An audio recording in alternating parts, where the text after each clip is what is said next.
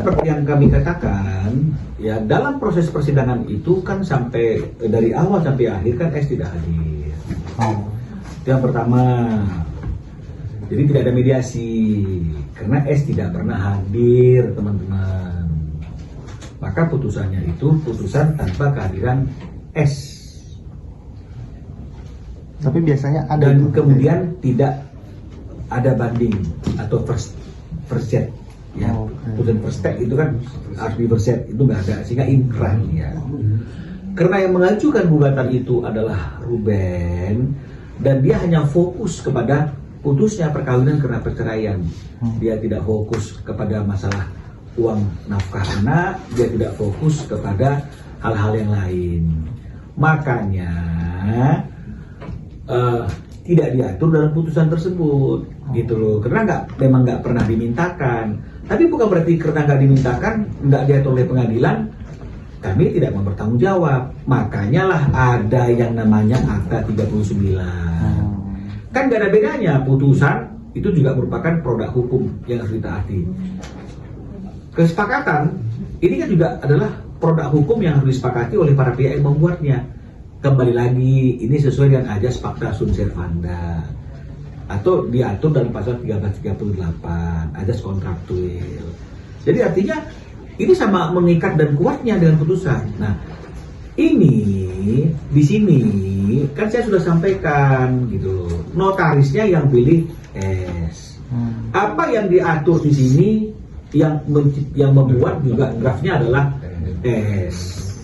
Dan di sini di pasal 1 ayat 4 itu ya itu tidak disampaikan juga mengenai masalah besarannya karena dia nggak mau, memang patut diduga nggak maunya yang seperti ini 200, 300, 400 gitu loh. Jadi memang nggak dia cantumkan, ini nggak kami koreksi loh, gitu loh dari dia gitu loh. Isinya memang seperti itu, bahwa pemeliharaan dan pendidikan anak sampai dengan jenjang pendidikan tinggi menjadi tanggung jawab pihak pertama, Ruben ya.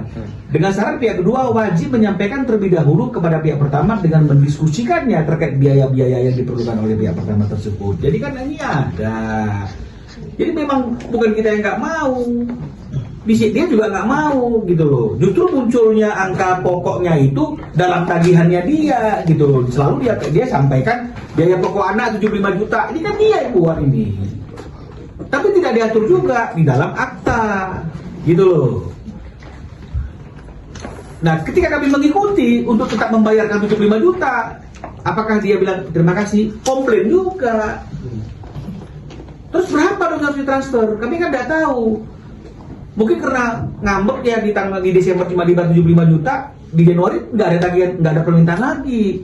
Lalu keluar, Ruben sudah tidak membayarkan nafkah. Loh, kami tunggu kok. Dan kemudian mari kita diskusikan, janganlah buru-buru keluar bilang Ruben tidak memberikan nafkah. Terus dari 2024, dari mulai awal perkawinan sampai tahun 2025, itu apa namanya? Bukan nafkah. Ya, jadi nggak diatur dalam putusan. Ketika akta itu dibuat oleh mereka berdua, walaupun usulannya semuanya mayoritas dari pihak S juga nggak dicantumkan. Nah sekarang dibilang saya hanya kebagian atau gini yang masih dianggunkan. Loh, yang milih ini dia kok. Yang ngatur-ngatur Ruben dapat apa, dia dapat apa, dia kok. Janganlah dibilang bahwa ini adalah kemauannya kita. Tidak. Kemauan kita itu apa? Yang sudah tidak dibebani kewajiban itu dibagi berdua 50-50. Yang masih dibebani, mari kita selesaikan bersama-sama. Atau ada yang mau menyelesaikan, nanti hitung-hitungan. Tapi maunya dia seperti ini. Itu memang aset yang dia pilih, rumah Cilana dan rumah yang di Bintaro. Sama sekian unit rumah. Yang tadi dibilang hanya dapat satu, ternyata dapatnya lebih dari satu. Ini kan bohong-bohong seperti ini kan. Takut kita anak-anaknya bisa salah pertumbuhan dan perkembangannya gitu. Jadi kita bukan mau menjatuhkan siapa-siapa, ini fakta. Nggak kita kurangi, nggak kita tambahi, nggak ada untungnya kok. Hah? Nah itu dia. Nah jadi sekarang Siapa yang pegang surat-surat? Surat-surat aset ini yang masih diagunkan atau disekolahkan ada di bank, ya. Yang nggak diagunkan, yang nggak disekolahkan, di mana surat-suratnya? Ada sama dia. Itulah makanya kami bikin surat. Tolong dong, surat vilanya, surat ininya berikan ke kami, karena aktanya bilang dikuasai sepenuhnya. Ini kok nggak, surat-suratnya kok nggak diserahkan ke kami? Munculnya adalah kredit macet, begini. Buat apa kami minta suratnya itu kalau tidak ada pintu yang mengatakan memang harus diserahkan sepenuhnya? Buat apa kami minta kalau surat-suratnya ada sama kami? Oh nggak boleh, surat-surat nggak boleh, karena PCA belum selesai. Loh. Jadi kalau orang-orang bilang nih masa bernafas pun harus lapor, kawin harus lapor, ini nggak paham. Karena kan ada anak di situ. Harusnya yang bertanya tuh Ruben. Ruben ini bernafas saja mahal. Bernafas duit, duit gitu. Nah ya sedikit duit. Jadi tapi kami nggak, selama ini kan kami nggak mau. Kami coba selalu memberikan pernyataan yang bijak. Ruben menunda, Ruben ini karena anak-anak. Karena kalau kami dari awal menyampaikan hal yang seperti ini, pasti akan ada orang yang tersakiti dengan kebenaran ini. Tapi kalau kemudian dikatakan framing putar balik, tak boleh balik. Ya mau nggak mau ya, walaupun ini menyakitkan, mohon maaf, makanya di depan saya mohon maaf. Ya ini harus kami sampaikan. Oke Mas ya. Ada lagi? Pertanyaan kedua nih, tadi kan Bang Minolo sempat menyinggung soal kartu kredit ya Bang ya. Apakah setelah perceraian itu memang Sarwenda sama anak-anak itu diberikan kartu kredit dan itu diperuntukkan untuk anak-anak saja atau S juga boleh pakai?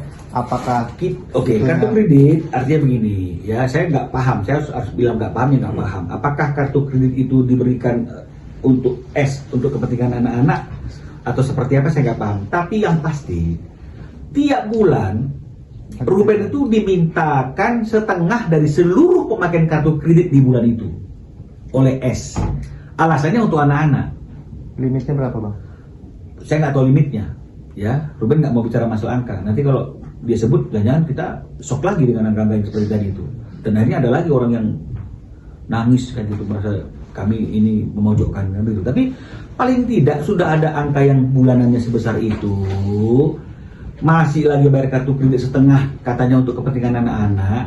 Ruben kan tanya, ini apa aja pembelanjaannya, kok cuma angkanya, misalnya bayar 50 juta, itu setengah loh, tadinya 100, saya 50, kamu 50. Tapi Rubennya nggak pernah lihat tagihan yang sesungguhnya berapa, penggunanya untuk apa, dia jadi tagih. Ruben bayar, tapi kan dia tanya, perinciannya apa, yang 50 itu untuk apa aja, ini contohnya. Oh nggak mau kasih. Ini real,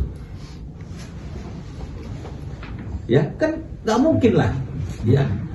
Walaupun nggak ada manusia yang sempurna, saya kira Ruben nggak akan mungkin hanya untuk menyelamatkan nama baiknya dia melakukan pembohongan, nggak mungkin. Makanya semua kan kita keluar dengan data. Karena saya juga nggak mau menyampaikan sesuatu tapi nggak ada datanya, gitu loh. Walaupun saya percaya sama klien saya, tapi kan saya nggak mau.